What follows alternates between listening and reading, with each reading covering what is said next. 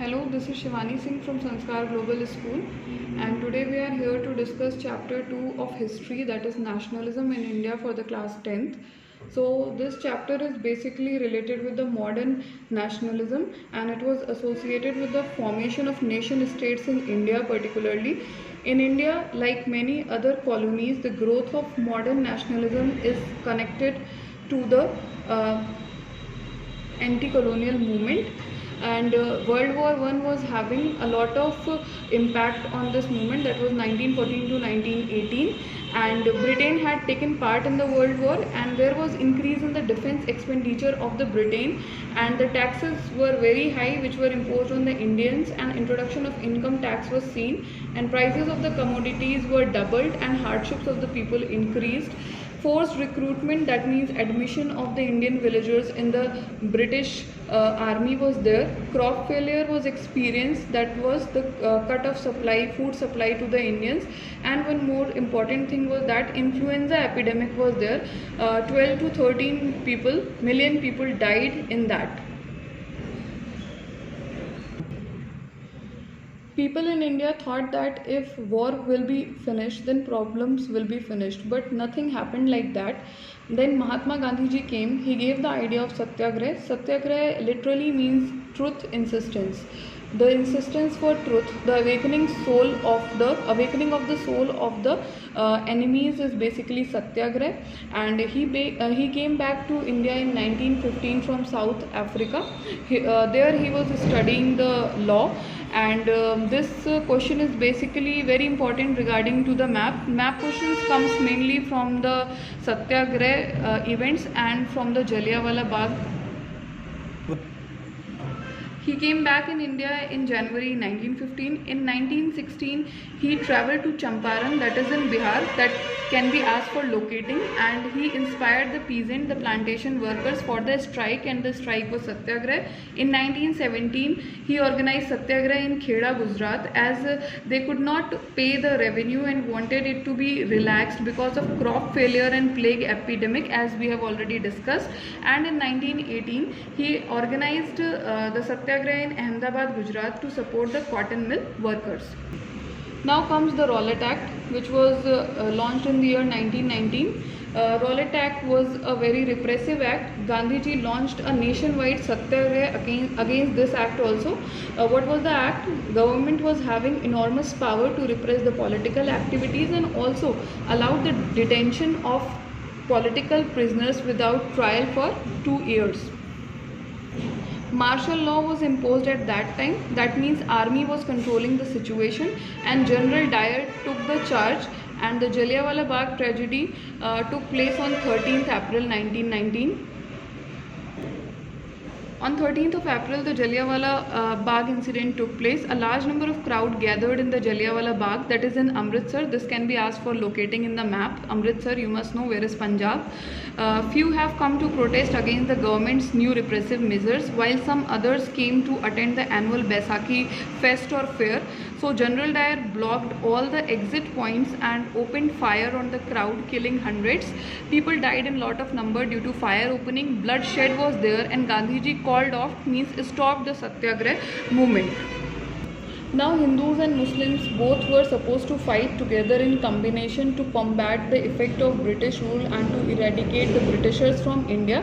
Khilafat movement was there, and it was formed in Bombay in the year 1919. You must remember the year. And it was formed by the Ali brothers, famous Ali brothers, Muhammad Ali and Shaukat Ali. When World War I was ended, which resulted in defeat of Ottoman Turkey, there was rumors that the peace negotiation was going to be very hard for the Ottoman Emperor, who was the Islamic head caliph, and he was defeated by the Britishers. Khilafat movement and non-corporation movement came together as Gandhiji wanted, because Muslims wanted to eradicate Britishers for the misbehavior of Britishers in the World War I against their caliph. At the Calcutta session of Congress, that is September 1920, Calcutta can come for marking on the locating on the map. Non-corporation movement for Swaraj along with Khilafat issue came into force. Some of the Congress leaders were opposing, but it came into force. Now comes the Simon Commission. Its head was Sir John Simon. That's why its name was Simon Commission. It came to India in 1928. Year is important, to look after the British policies in India. It was welcomed with the slogan "Simon Go Back." That means Indian people were not liking this commission. It was so because there was not even a single Indian member in the Simon Commission. That means the commission which has come to India to look after the government policies of the British in India is not having not even a single member of India. In turn, Viceroy, at that time Viceroy was Viceroy Irwin, put forward many policies to attract and to make Indians happy, but Indians demanded for freedom only. They were not happy with the small attractive policies. They just wanted Swaraj.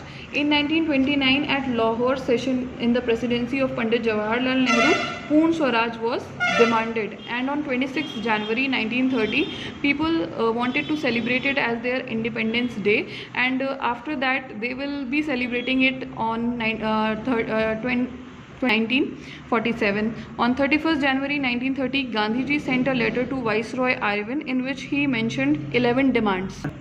11 demands were there, but the most important was abolition of salt tax, and also Gandhiji said that if demands will not be fulfilled, then Indians will start the civil disobedience movement, that is the Savinay Avagya Andolan. Now salt march was started because Irwin did not agree to the demands of Gandhiji. The major features of salt march was 78 followers along with Gandhiji went on this march. 240 miles were the distance, and it was started from Sabarmati Ashram and it was finished to the coastal village of Dandi. Total number of days were 24. That means he was walking 10 miles a day. And on 6th April 1930, Gandhiji along with his 78 followers reached Dandi, and he evaporated water over there and made salt. Gandhiji told people the concept of Satyagraha and Ahimsa and the true meaning of Swaraj, influenced by Gandhiji a lot. Now what was the basic difference, the important point of difference between the non-corporation movement and the civil disobedience movement? Non-corporation movement, there was only boycott of British goods. That means people were not cooperating, not helping, not supporting the Britishers. But in civil disobedience movement, what happened? They were breaking the rules and the laws that were made by the British people. Now some major events of the civil disobedient movements were that thousands of people manufactured salt because it started from the salt march only and broke the salt law. Foreign clothes were boycotted as they were boycotted in the non-corporation movement also, and liquor shops were picketed. Peasants refused revenue and chowkidari taxes. They said they are not going to pay it, and the forest people violated the forest law. That means each and every person at their level were protesting against the British and they were breaking the laws of the Britishers. British government reacted angrily toward the civil disobedience movement. Many Indian leaders were arrested. People in turn attacked on the government buildings, including the post offices, and burned the police station, and whatever they found that was belongings of the Britishers, they started destroying that, and Britishers became more brutal and started killing the Satyagrahis and the small children and the ladies. The movement was called off like the non-corporation movement because Gandhiji saw that there was a lot of bloodshed. The movement was started in 1930 in March only, and it was ended in 1931 in March. So almost 1 year was there, and in 1932 the movement was relaunched, but it lost its momentum in 1934. That means it slowed down. Now who were the people who took part? They were rich peasants, the Pattidars of Gujarat and the Jats of UP, and the poor peasants were there. They faced economic depression, that is why they participated in the non-corporation movement. Business class was there. They wanted that import should be discouraged in India so that their marketed Indian goods should be distributed amongst the people of India, and they should get benefit over that.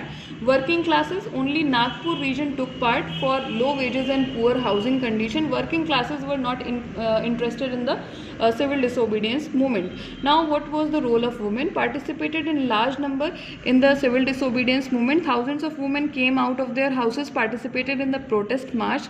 They boycotted the foreign goods, made salt, and many were sent to jail. They found that serving the nation is the sacred duty. Thank you.